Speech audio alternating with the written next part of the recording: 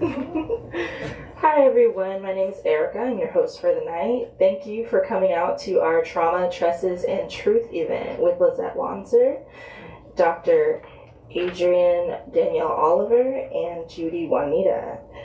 Just before we get started, I just want to thank everyone for keeping their masks on in between drinking. We absolutely want you to enjoy our refreshments, but we are trying to move on as safely as possible. And authors, you are always welcome to keep your masks off while you're reading. And just to note that we absolutely appreciate when you buy books from us, as it helps us continue putting on these events. So, our featured authors for the night are Dr. Adrienne Danyelle Oliver, MFA, a writer, hip-hop scholar, and educator living in Oakland, California. She began her natural hair journey in 2004 while living in Little Rock, Arkansas, where negative perceptions of natural hair were alive and well at the time. She survived her early career as a scholar, transitioning to twists and then a fro, and Adrienne ultimately arrived at dreadlocks. Her academic work appears in Storytelling, Self, Society, and Systemic Collapse. She uses creative writing to theorize about a more just education system that honors hip-hop culture. Her creative work has been published in Digital Paper and The Womanist. Beyond her work as an interdisciplinary, she mentors other educators as a Bay Area Writing Project teacher consultant, training others to use hip-hop sensibilities to cultivate imaginative and inclusive instructional practices.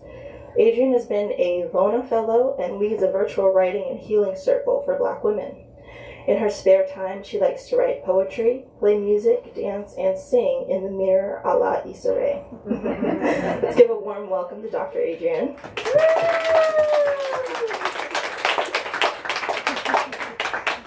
Also, shout out to everyone joining us online. And our editor, Lyzette Wanzer, MFA, is a San Francisco author, editor, and writing workshop instructor. A flash fiction connoisseur and essay aficionado, her work has appeared in 14 Hills, Los Angeles Review, and Tampa Review, along with many, many other publications. She is a contributor to Lyric Essay as Resistance, Truth from the Margins, Civil Liberties United, Diverse Voices from the San Francisco Bay Area, and Chalk Circle, Intercultural Prize-winning essays. Her articles have appeared in Essay Daily, The Naked Truth, and the San Francisco University High School Journal. Lyzette is the current judge of the Soul-Making Keats Literary Competition's Intercultural Essay category and the Women's National Book Association's Effie Lee Morris Writing Contest Nonfiction category. She is also working on Professionalize Your Creative Writing Practice, Building a Career as a Literary Artist, a professional development workbook for creative writers. You can find Lyzette online at www.lyzettewanzermfa.com. Please enjoy the reading, everyone.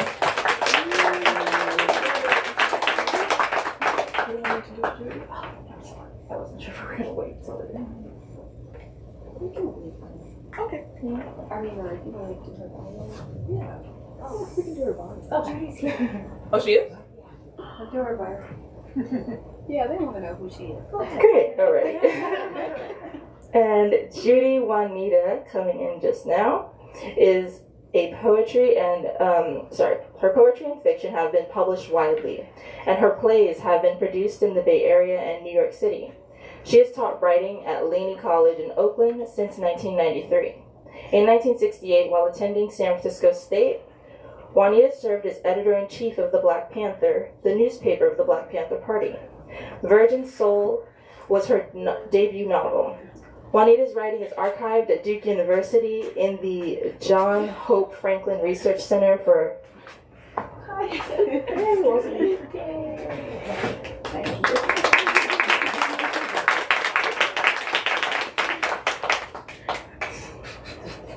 Yes.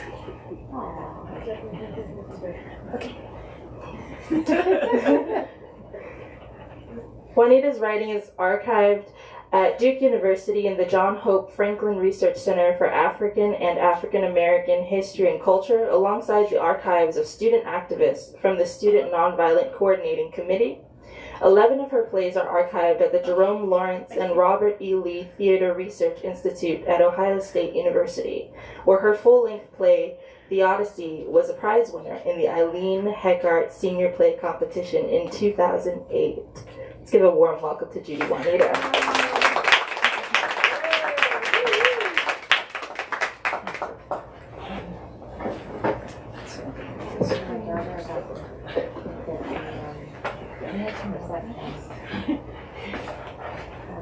Can we have some water for Judy?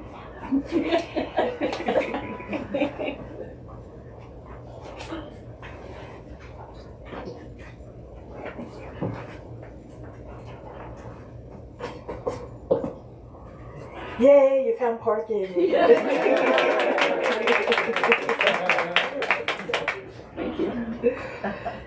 Happy Martin Luther King Jr. Day, everyone. Thank you all for coming out tonight. Good evening to everyone in the room and on YouTube. And welcome to Trauma, Tresses, and Truth. This is the San Francisco launch of this book that's been more than 2 years in the making. This book actually officially launched in November, so just under 2 months ago. And in this book, I've culled and curated a collection of essays and poetry written by Afro-Latina and African-American women who are interrogating the perception, the policing, the persecution, and the politics of Black women's natural hair in American society. So you might be wondering, how did this book come about? I had actually proposed a creative nonfiction panel for AWP. How many of you who are writers here have been to AWP? So I had been applying for many years, never got anything accepted. And then when I went to AWP in 2019, which was in Portland, I attended their session, which was called How to Submit a Competitive Proposal for AWP. And then after I got home, I literally just read through the catalog, which is just the sessions and who spoke and so on. So I noticed that they liked alliteration in the title. and they liked catchy titles and short, concise paragraph descriptions that they could just lift and, copy and paste type of thing.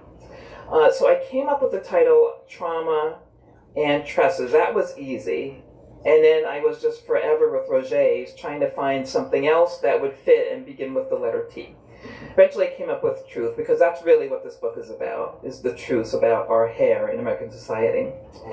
So AWP accepted this one, and this was for the 2020 session or conference in San Antonio, so literally right before the lockdown. So 5 of us were on that panel, including both of these ladies here. And all of the women who are on the panel are in the book. And after we were finished with our session, we had standing room only. 6 women came up to me afterwards and said, "Oh, so where can we get the book? Is it down in the book fair?" At AWP, they have a huge, huge book fair. It's like a candy store if you're a writer. And of course, there was no book. My goal had been to get accepted to AWP. And I didn't think their idea had any legs as a book at that time.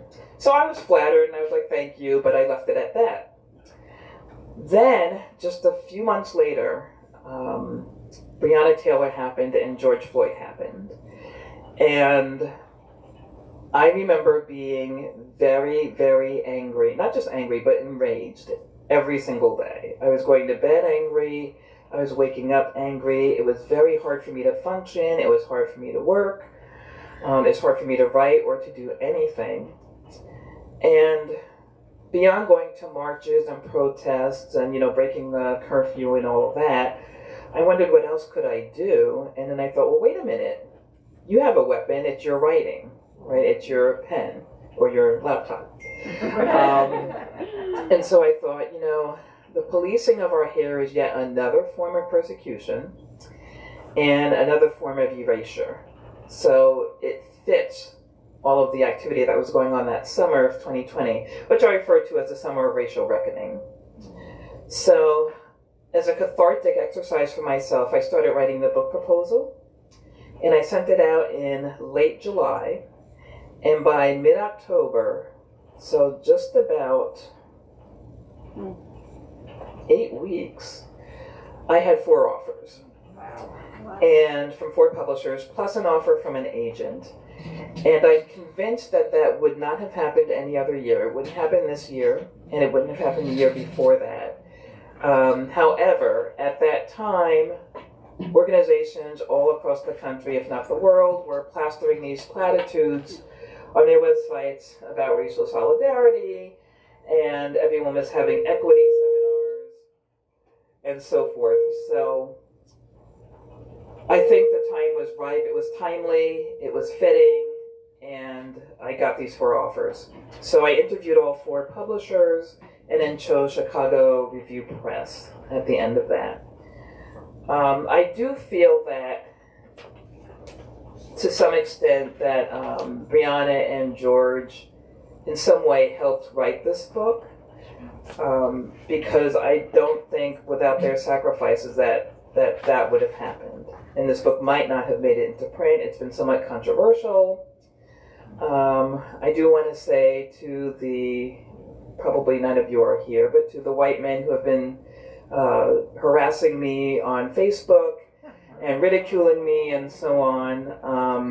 If you're here, you're probably not courageous enough to show yourselves, or if you're online.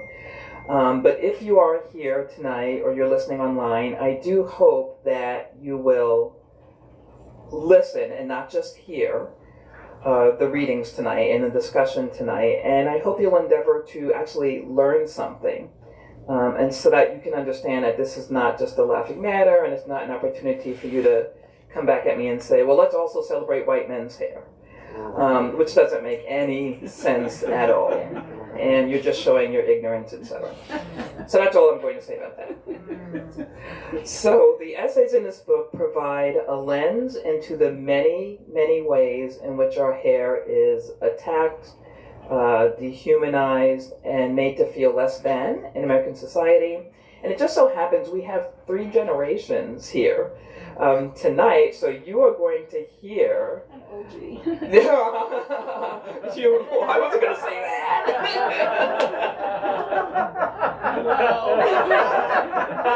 What I was going to say... No. What I was going to say was that you're going to hear how persistent this issue has been across generations. That's what you're going to hear tonight. I do want to mention that this book is tied to another project I'm helming, which is Trauma, Tresses, and Truth virtual conference.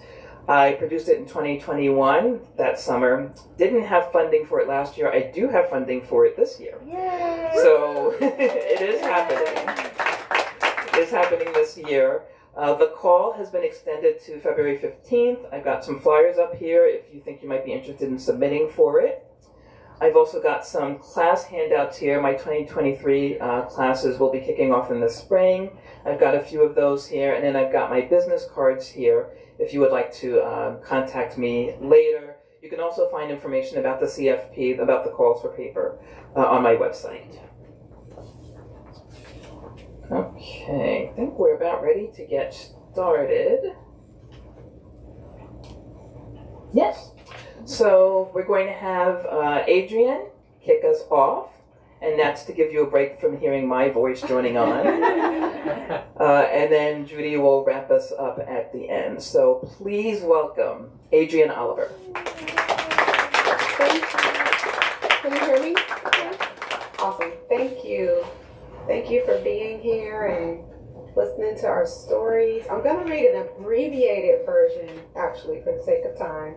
So I encourage you to buy the book if you haven't already to get the full context of the story. Fro fatigue and other 4C woes. I remember when I first got the natural bug. My longtime hairstylist discouraged it. "You'll never get a job," she said. We didn't have the Crown Act back then, and I was petrified to hear this as a recent college graduate in 2000. The prospect of the job search being any harder than it already was with my one-page, creatively arranged resume was daunting. I was so scared shitless that it wasn't until 2005 that I finally decided to make the BC, the big chop. Between 2000 and 2005, I made so many hair turns and shifts that BC was a fitting term for the moment I cut off my relaxed hair to 1 inch worth of new growth. Before that moment, I had worn my hair in many styles, going from a long wrap to a short pixie cut, from black to dyeing my hair blonde, and then finally the BC. The AD, after death of the relaxer me, had evolved because my hair was so short. I had tiny twists that I didn't like when I first started growing them. And when my hair got too long for these single strand twists, I graduated to 2-strand twists. I missed the single strand twists with their straw size, Shirley Temple look. Still, the 2-strand twists grew on me because I could take them out and wear a wavy fro. Then I discovered Curly Nikki, the primordial natural hair blog of the era, and learned the ABCs of hair texture. I was delighted with myself when I figured out how to determine my hair type, and I discovered that I was a 4C. I had the kinkiest hair type, with 4 being the last number on the rung of a 4-step hierarchy. I soon discovered more about what I already knew, that neither blackness nor black hair shows up the same on all black women. In my own story, the racist undertones and the colorism began to surface and led to my becoming a product junkie. I tried everything to get my kinky 4C hair to look wavy. It was then that I found the twist out cure. A proliferation of bloggers and YouTubers offered precise, detailed steps on how to get the perfect twist out. The equation for all things pretty went like this: a big tub of product plus wet hair plus twisting for an hour times setting dry overnight or blow drying equals the perfect twist out. This was the early 2000s, and the natural hair products market began to feel oversaturated. Just 5 years before that, I was hard pressed to find a co-wash product on the shelf.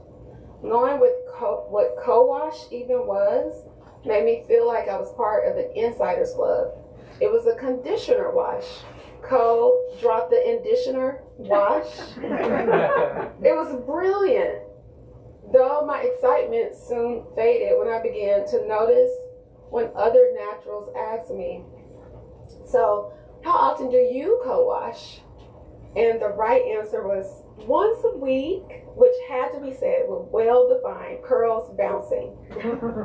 It became clear to me that the frequency of your co-wash indicated how good your hair was.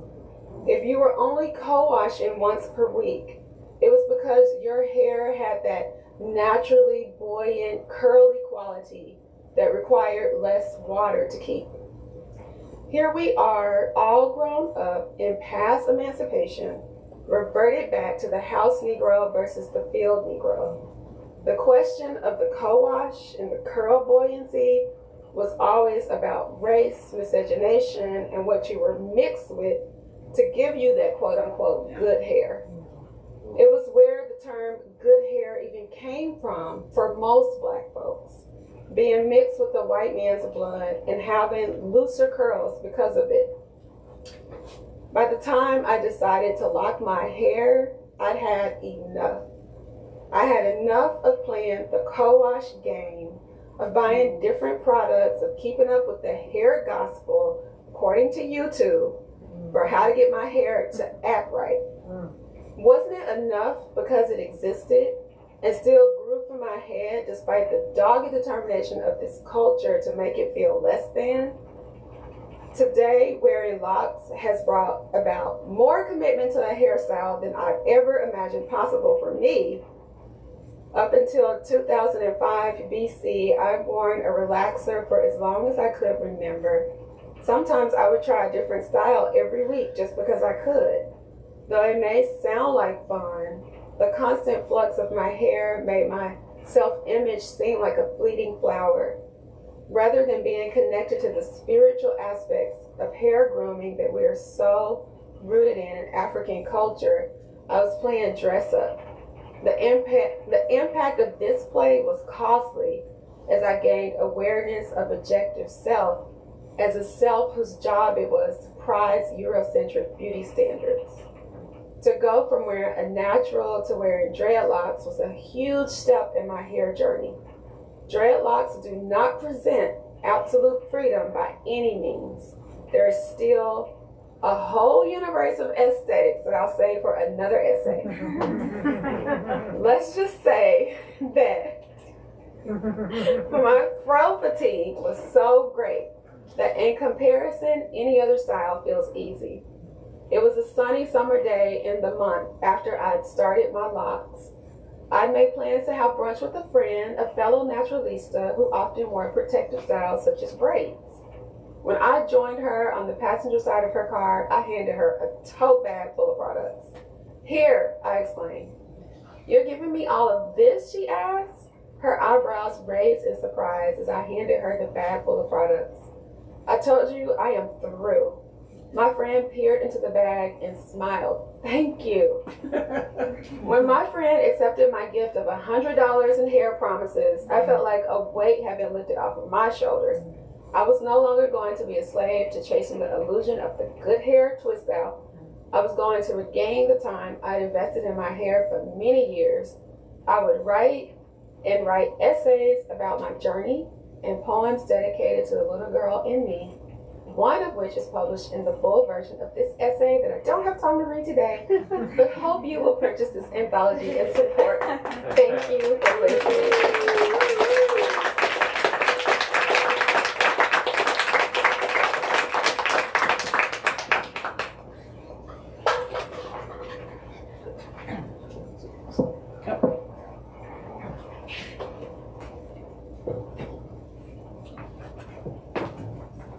Can you hear me? Oh. Can you hold it and read? Do you need help? Do you need help holding the book? Mm-hmm. No, I just said you need help holding the book. Yeah. Okay, so I'm going to be reading different sections of the first essay that I have in this book, which is called Toward Decolonizing Our Roots. And I'm starting somewhat in the middle, but this should make sense to you as a standalone piece. And I have to stand up to help me project. I learned that in my classes as a theater major in undergrad. I can't remember her name. I can't remember the year. I recall she was in Boston, and I know it was the 1990s. She tended the front desk of a Tony hotel, the kind of place with pearly shampoo bottles in the bathroom, sumptuous pressed robes on the door hook, pillowed gold foil Godiva squares. She sported a new, intricate pattern of braids. Guests traced her glimmering plaits with their eyes. They complimented her. Management did not. Management was alarmed. Management, in fact, demanded that she remove the braids and return to her perm, a style befitting a post at her lacquered mahogany station. Ms. Boston was fire. She left her braids in. Dismissal followed. She sued under Title VII. I can't remember her name, and she wouldn't know mine, but the night her story aired, I began growing out my relaxer. Having withstood a combined 30 years of the terrorizing hot comb, the interminable relaxer salon appointment, and the succulent jerry curl era, I chose Senegalese Casamance braids. I stood in solidarity with Miss Boston, yoking the miles, shoulder to shoulder, sister to sister.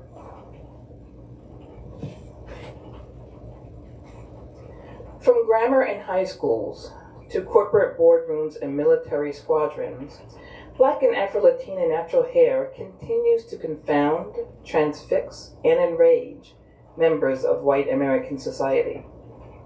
Why is this still the case?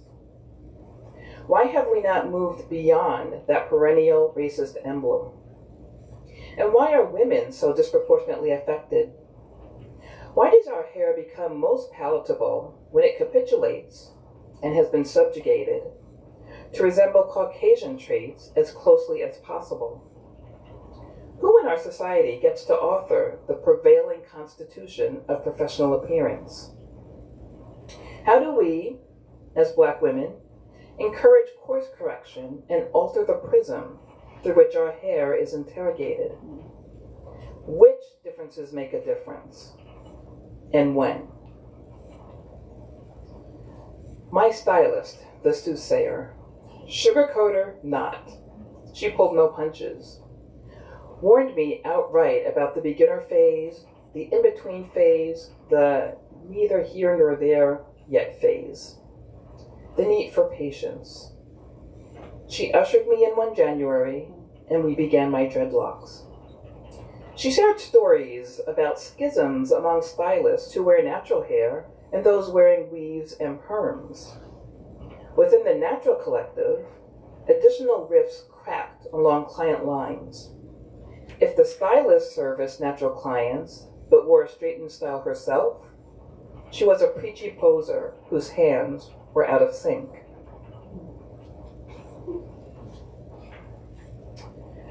I couldn't quite cannonball, so I dipped a toe in. Braids out, Spartan crop of Nubian twists in.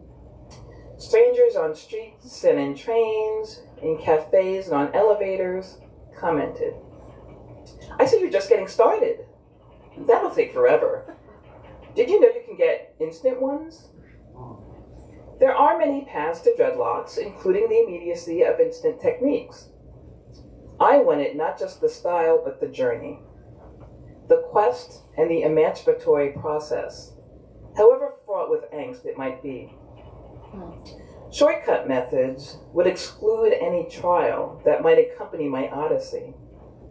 I needed the complete compass. In electing this organic pilgrimage, I was embracing, with a brace of candor, my need to confront the web of supervision and surveillance Black women's hair endured on a daily basis, courtesy of racial politics and its concomitant hierarchical maintenance structures. I was seeking to repel rules and standards that implied that our hair, my hair, bore an innate legal inferiority. I was brandishing stereotype threat, daring someone to call me out on it. I was flaunting hair alteration as a cultural script, to borrow Nina Ellis Hervey's locution. In short, I was acknowledging my hair as a vector of power. Rastafarians and others with dreadlocks made eye contact with me, nodded, smiled, sometimes spoke. In bookstores, post offices, theaters, shops, trains, festivals, restaurants, libraries, galleries, parks, airports, clubs, and at Kinko's. Assumptions spurred their spontaneity. My political, philosophical, spiritual stance, they never asked. They thought they knew. Though I'd worn various braided styles and TWAs, teeny-weeny afros, ever since the time of the Boston hotel affair, I've worn dreadlocks for the past 8 years. 1 month ago, as I was walking my dog in my San Francisco neighborhood, I passed a white man draped in scruffy, loose garments. His eyes followed me as I walked past him. When I reached the middle of the block, he called out, "I like your snakes. They're really pretty." Since only I, he, and my dog were on the block at the moment, I knew he was addressing me. I ignored him. My dog stopped to do his business. As I scooped it up in a doggy bag and walked on, the man called out again in rapid-fire speech to my retreating back, "Your snakes! I really like them. They're so neat. I like the color. I felt the involuntary dip in the center of my tongue that perennially preceded an obscenity-laced remark issuing from my mouth. By the grace of God, I checked my spleen. I didn't acknowledge the man. I continued strolling with my dog, no slower and no faster than before, and turned the corner.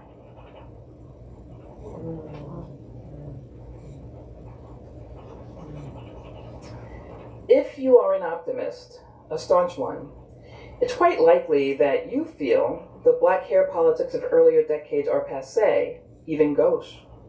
After all, we are well into the 21st century, and with a raceless Gen Y blooming, we're all grown up. Structural inequities continue to exist, of course, alongside educational disparities and myriad other unresolved race complexities.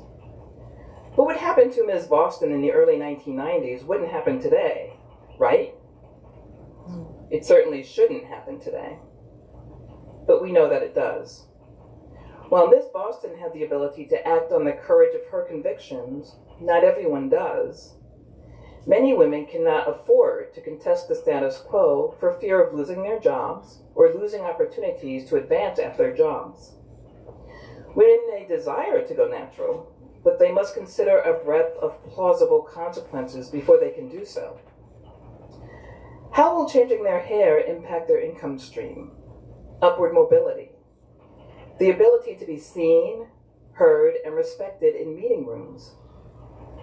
This perception assessment concerning our hair is perversely preponderant for African American and Afro-Latina women. How many women of other races must perform this tightrope calculus before deciding whether to sport a new hairdo in the workplace? Thank you.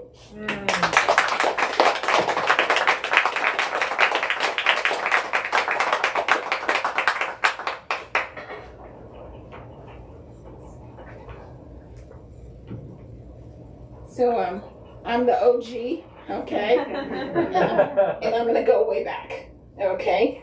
I'm gonna look at it from a historical point of view. And I think my essay is, it's here. Yeah, I always, every time I go through it, I'm gonna send in my handbook. It's in the beginning, yeah. Just in the, yeah. But one of the important points that I make in my, essay is that this has been happening, this struggle with our hair from the time that we came here. And the struggle has been legal, like now we're seeing it, and social, and it informs how we work and whether or not we're able to work. So I began it. My teenage grandson has been pursued by white girls, and I want to warn him that even in the 21st century, in ultra cosmopolitan Oakland, San Francisco Bay Area, his precious brown body is a war zone. And those love pellets are bullets. But I'm just a grandma, albeit one who learned the hard way that the black body is a war zone and the black skull, the helmet. How one wears one's black hair, how one's helmet, one's protective combat headgear is the subject of hot debate within the family and the community. Appearance and success are intertwined in the black population, where Eurocentrism, a major character in the black narrative, still prizes pale skin, pale hair, and pale eye color. So black women have had to overcome the oppressive hold of dark skin prejudice and straight hair preference The rigid, almost prescriptive mixture of colorism and intra-racism. As the barriers fell, new images and role models replaced old ones. But this great feeling of independence that we all have here, to wear our hair, we want to wear our hair, of intelligence and enhanced attractiveness, took time, centuries, not years. As early as 1619, Africans first arrived in the Americas as indentured servants.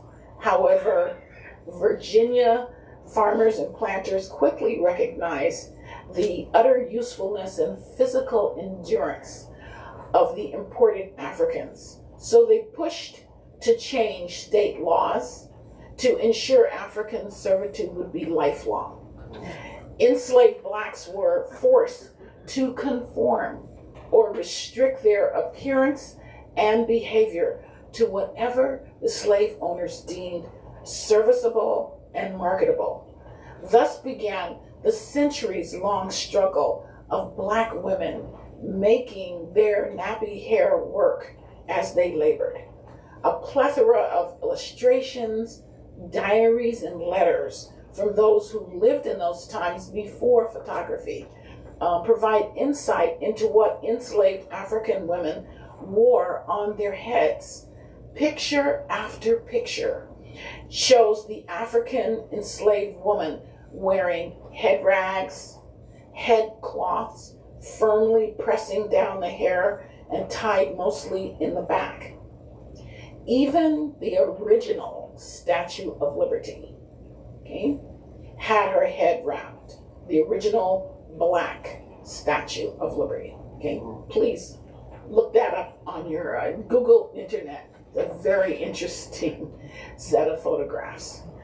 Dr. Anna Arabendon Kesson noted that, well, it was common to read about the gorgeous headdresses worn by black women, their brilliant color and intricate arrangements, a vivid gesture that was both a remembrance of and connection to an African heritage.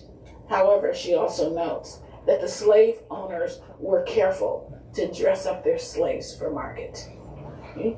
We have been a part of the workforce in the fields, the big house, the marketplaces, sewing, cooking, planting, harvesting, often keeping our thick coiled hair under wrap. There were even Negro codes governing our dress and hair. South Carolina law required masters to clothe slaves in accordance with the Negro Act of 1735. For the hair, sunbonnets were required. Annual clothing distributions from plantation owners included palmetto hats and turbans. Conformity to Eurocentrism's oppressive hold is intertwined in our population with survival and success, never more so than with our hair. The examples in this article are of black women manipulating their hair, and these examples show that we take this nappy hair and figure it out. So Madam C.J. Walker and my late friend and movie icon Vonetta McGee, who was here from San Francisco, newscaster Melba Tolliver, and the Sisters of the Black Panther Party are all talked about in this essay, and I'll just briefly pull some parts out. So our hair texture has been manipulated chemically with heat or with the barber's clippers to fit a prevailing societal requirement. To be able to earn our keep, to be accepted by our peers, we could not simply pull our hair back into a ponytail. We had to texturize, clip, press, shape, alter the hair, or risk being fired, shunned, relegated, ostracized, or ignored. Madam C.J. Walker invented the Walker system, which was a manner of grooming that promoted hair growth and conditioned the scalp. And she used shampoo, special pomade, strenuous brushing, and heated iron combs. She never claimed to have invented the hot comb. Madam Walker widened the fingers on the comb, and she popularized the comb by refining it. So by 1914, there was enormous competition, even hot comb wars, to address the market of Black women who had to go to work. By 1974, my friend, that movie star Vonetta McGee, had starred in Thomasine and Bushrod, an underrated film classic. She and I were buddies in 1967 at San Francisco State, and we were part of the Black theater scene with Ed Bullins and Danny Glover and Marvin X. She broke into film, and then she led the Black film breakthrough in Hollywood, often called blaxploitation, which is a term that some people find demeaning. But in Thomasine and Bushrod, she showed the natural beauty and strength of an unadorned Black woman of the plains in certain scenes, and then a sophisticated criminal. This is kind of a takeoff on Bonnie and Clyde. Maybe a couple of you have seen the film. But Vonetta did her own hair, her own makeup, her own clothing, as she'd always done, even sewing her own clothing for fashion shoots. She knew exactly what she wanted to project. So stills from the movie show her hair chemically untreated and her nappy edges showing. This is this was revolutionary then, and actually today it would be revolutionary, because the fashion now is for Black women who are wearing the lace fronts and the wigs to have quote quote baby hair showing, and the baby hair is straightened, and it's not kinky, it's not nappy. So nappy's out in that kind of hairstyle, you know. So it's very interesting that Vonetta, a very beautiful woman, chose to showcase her naps, her nappy hair. This is a real statement of self-esteem. Okay? But interestingly enough, she went back to work for the studios, and she filmed The Iger Sanction with Clint Eastwood, and there she's again in a wig, because when she went to work for the Hollywood studios, she conformed to that. Okay, so in 1971, Melba Tolliver was to interview and to cover Tricia Nixon's wedding at the White House. Good, I see some heads nodding. I'm not the only OG here. Okay. We still going, right? There we go.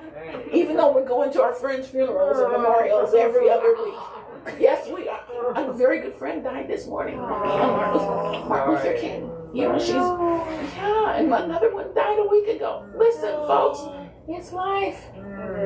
You know, so Melba Tolliver said, the day before I was supposed to cover Tricia Nixon's wedding at the White House, I got my hair changed to a natural. Okay? Previously, I'd been having it straightened.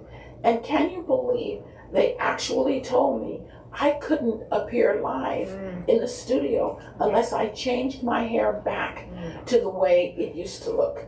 They said I looked less attractive, less feminine, but it was their standard of femininity, not mine.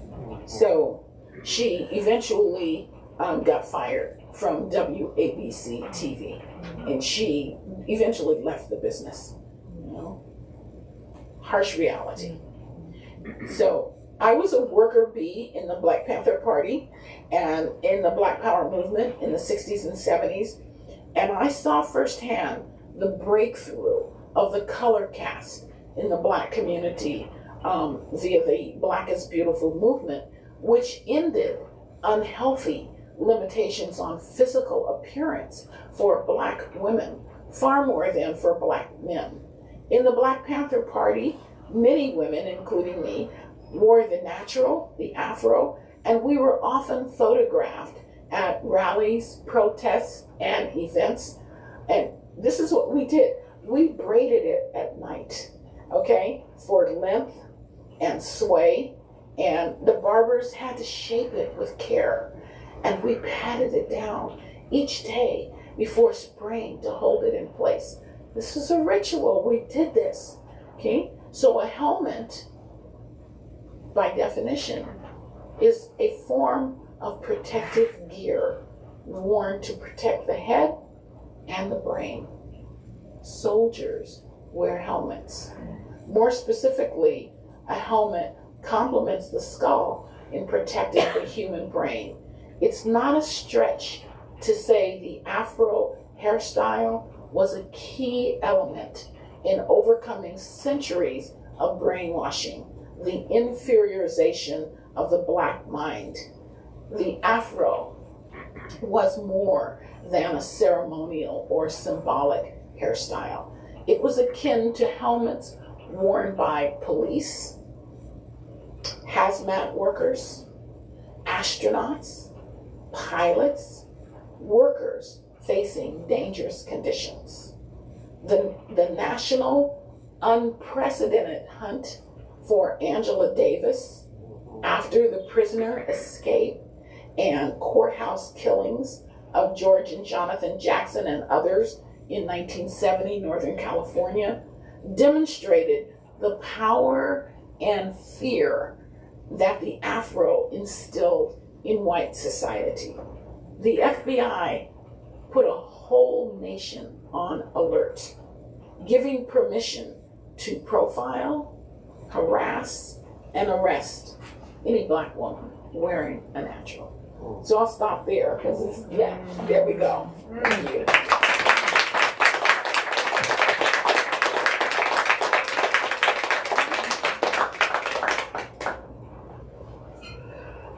Thank you, everyone. Thank you, Judy. Thank you, Adrienne. Questions? Comments? Yes? So I was thinking a lot about Joy James when she said the state is a predatory formation, and thinking about how or what ways I'm having a hard time hearing you. Sorry. So thinking about Joy James when she said the state is a predatory formation, and how what we're dealing with is a predator in our day-to-day lives, and thinking in the forward, he writes narrative therapy invites people to re-author stories, and thinking about the stories authored by and for people. My question is, if we situate hair and the roots as sites of knowing, in an intimate place of sensibilities and truths, how do we come to listen to and labor with the silencing of that knowledge and of those truths? So how do we reconnect with those silences is really the question. Okay. Can you repeat the question?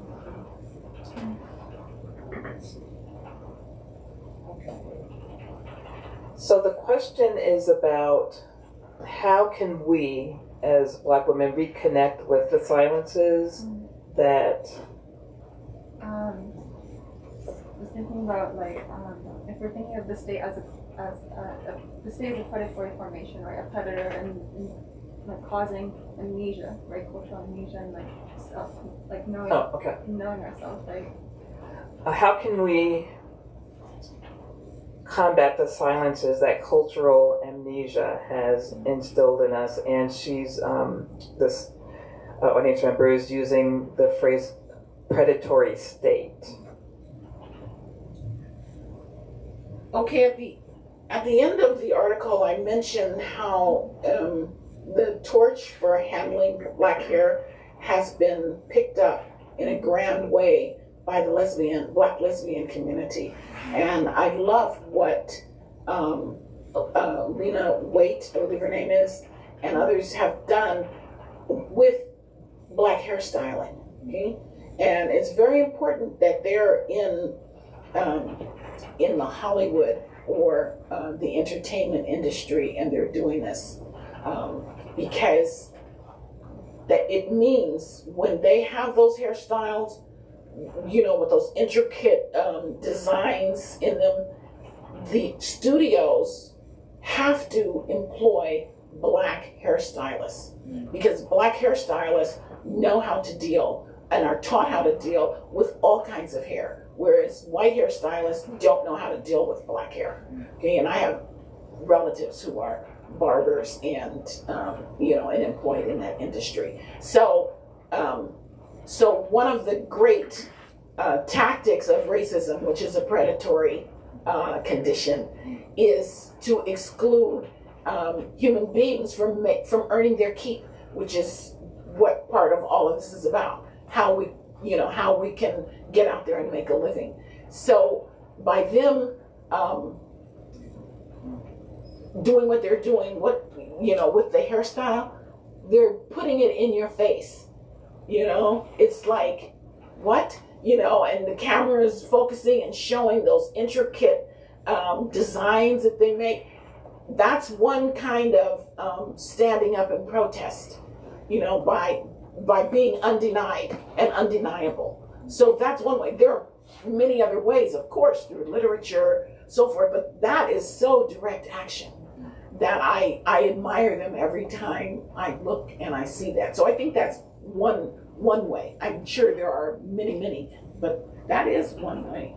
And I also think, sorry, that, I mean, just thinking, it's coming to me, that women wrapping their hair the way that we have learned from our African counterparts, you know, doing elaborate hair wraps, is also, it's also a measure of protest, you know, and it's, all of it's beautiful, all of it's beauty, and all of it's a statement of our beauty, but it's also resistance.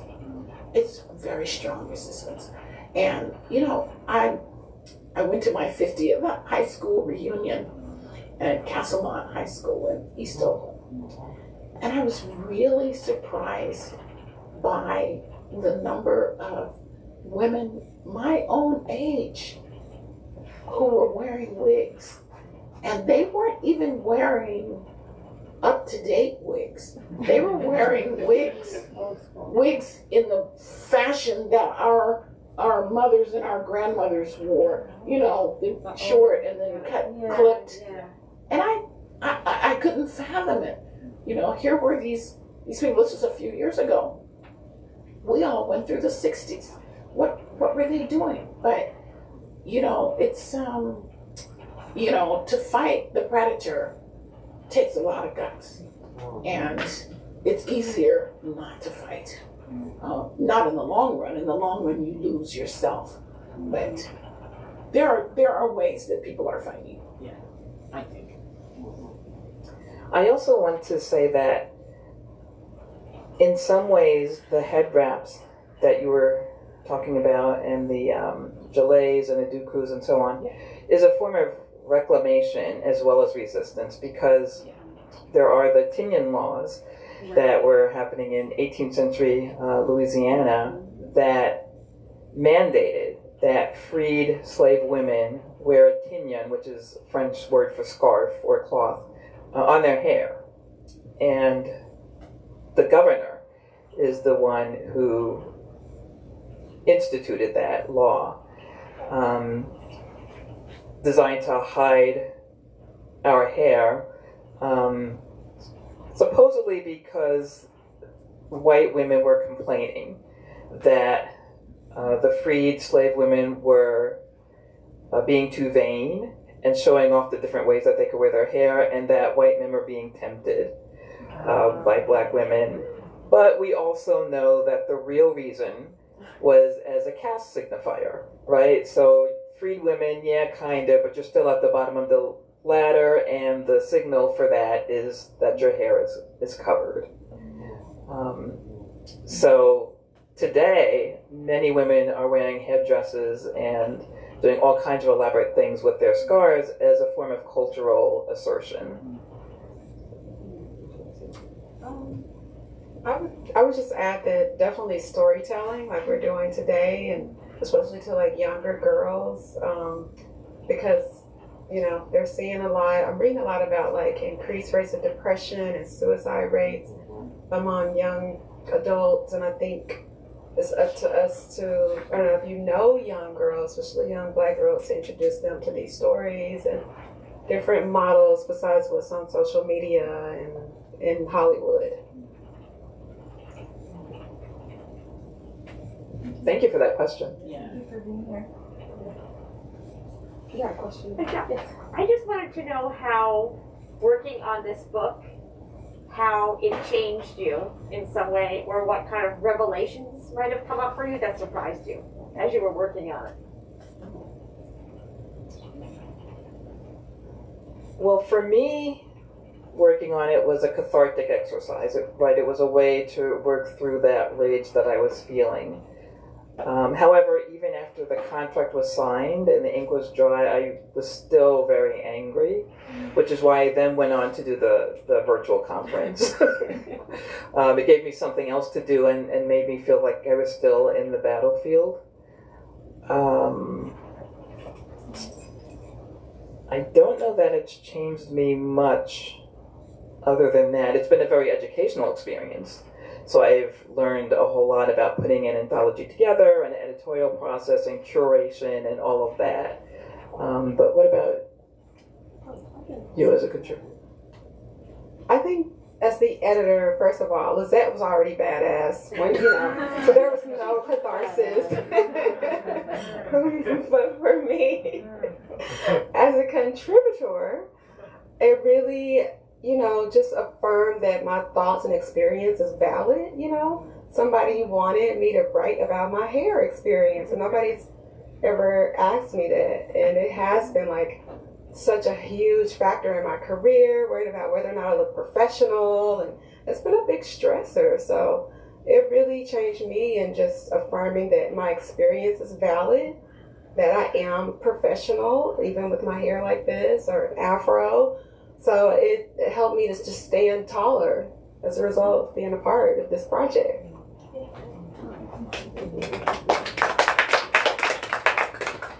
So first of all, we just got to say she's very badass.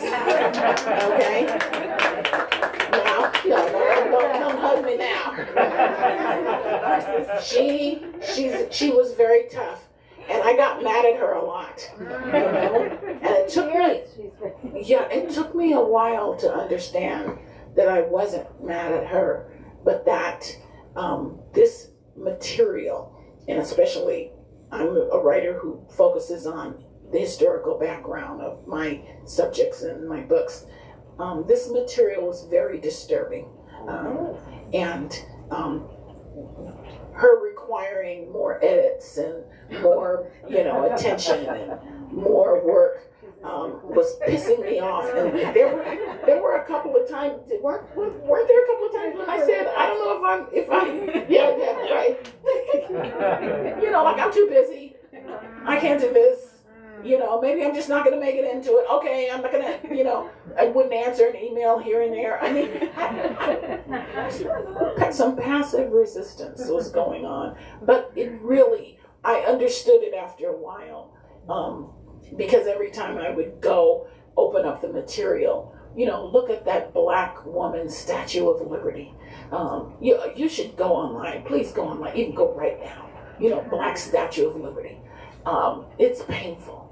It's painful to see that we have been denied our personhood, and that we've had to fight for it every step of the way. That's painful, and it did lead me to write more. I write poetry and fiction. It did lead me to write some poems about it, including one about the Kardashians, who I think, have appropriated Black characteristics or features, but they can just as easily, cut off those fake behinds and unplump those fake lips and go back to being, their selves, or as somebody said, yeah, you like the black, but you don't like the blue, you know, the blues part. So yeah, it brought up a lot. It brought up a lot. And I think if you dare to read the book, you know, and dare to, you know, engage with the ideas that the writers are bringing out, you'll understand the word trauma, you know, and you'll understand that this book and Lyzette stands right alongside Dr. Joy DeGruy. Any of you know Dr. Joy DeGruy? You know, in the post traumatic slavery syndrome. And then you'll begin to understand, pardon my French, I don't know if you have any children here, you'll be able to understand why black people are so fucked up sometimes. Okay, not that white people aren't fucked up too. Okay, people are fucked up, but you know why there is so much. The funky term is bad behavior. What's the sociological? So much. Mental health, alienation. You know, it's because these problems still exist. They're not addressed by our larger society. We are addressing them in our subgroups. This is addressing those problems, but it's a fact. It's there. So I appreciate her. And I always wonder, you know, I always ask, what color are your eyes? Her eyes are so beautiful. What color are they again? Just dark brown. Oh, but they have something special on. Are you wearing contacts? Yes. Oh, okay. I always do that every time. What I'm trying to say, she's a very special person. She's adorable. But sometimes special people, you know.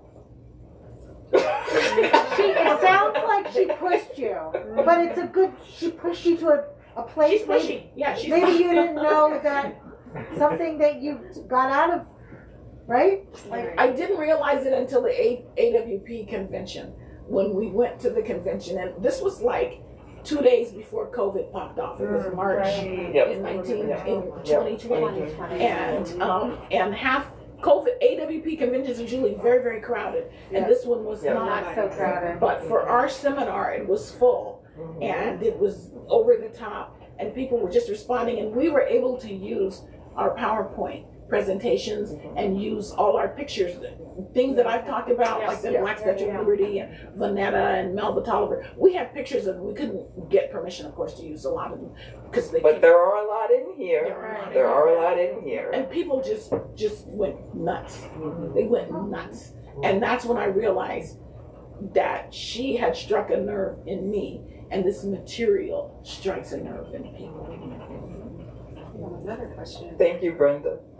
Elise? I was just going to say. Was this Elise? Yeah. Not Elise Peoples. No. It was another Elise. Yeah. You know Elise Peoples. Elise Kazan. Yeah. And I agree with you on Kardashian, because they're supposedly to be Armenian. I am Armenian, and I can't stand it. But I wanted to say how grateful I am, and I'm sure everybody here feels the same way, to Lyzette and to all of you, and to everybody in that book, for having the courage to stand up. And it takes a lot of courage. And I think the courage that African Americans have to go through to get through their lives, their daily lives. There's so much, it demands so much from everyone. And it's not the same as being white. I mean, I'm white. I have an African American, part African American grandson who I adore. He just went to Ireland, and he's 24. He had an afro, but when he got there, they told him that he had to tone it down, and he did, because he said, and I said, why did you do that? You mean at his job? He had a job there? No, he was working with two other young men, and they were working with some companies, and the companies objected. So he did tone it down a little bit, but I know the anger that he felt about that, and So I just want to thank all of you for doing that and for standing up. I also want to say that if you're not aware of it, the Crown Act is facing its first legal challenge here in this state. It's a gentleman, Jeffrey Thornton, in San Diego, who used to work for a company in Florida, and he wears dreadlocks. Not very long. And he moved to California for the same company, but the San Diego chapter. And they told him that he had to cut his dreadlocks. And so last year, he filed a lawsuit, and it's making its way through the courts. So it will be the first test of the Crown Act, which started here in California. Governor Newsom signed it into law, and then Representative Holly, her last name is, thank you, Holly Mitchell, is the one who introduced it. She's now sitting on the Board of Supervisors of LA. So our state was first, New York was second, and now we're up to, I believe, 18. Minnesota's House has just passed it, but it's sitting in the Senate right now, and they're doing a second reading. But that is the first test of the Crown Act, and so it'll be very interesting to see how that case, how that resolves and how it transpires. Of course, after he filed the lawsuit, the company came back to him and said, "Oh, you misunderstood what we meant. It's okay, you can just come to work." And he said, "No, I want an official apology, and I also want an official change in the policy." So. Oh, yeah. Oh, Erica? We're just running low on time. Okay, sure, absolutely. Okay. Take one more question, though. One more question. I have one more comment then. Just, did you, by any chance, hear Michelle Obama when she explained that she wanted to wear braids when she was the first lady, but she thought that was just too much for the nation to adjust to, you know? But you see her now, she's grandly wearing braids. So it's very interesting that it hits all levels. Yeah, she said that the country wasn't ready for her natural hair. Was there a quick question here? Yeah, I'm interested in your thoughts on like the politics of like black hair and like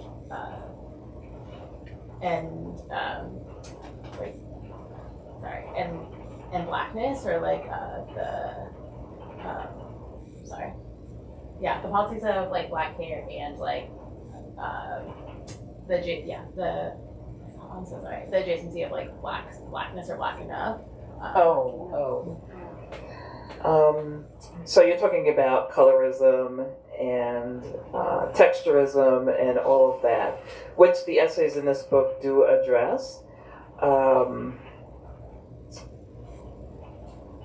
I do touch on the paper bag test. You might be a little young to remember that, but the paper bag test, the doll test, you might know about that. The pencil test and all of that is part of it, especially for Afro-Latinas. And they have a whole other layer to their struggle because they're Latina, but they're also black. And this is a country that asks you to be one or the other. But also when they go see their extended family in South America or Puerto Rico or what have you, there are a lot of issues there. And it has to do with colorism and with the texture of their hair. And so there are Afro-Latina authors in this book that will discuss that at length. So we're at time. Thank you very much. Thank you everyone for coming. I appreciate it. We are here to sign books, so please buy a book. Bring it up. We're happy to sign it. You're lucky to have 3 of us here who can sign our pieces in the book. So thank you very, very much. Happy Martin Luther King Jr. Day.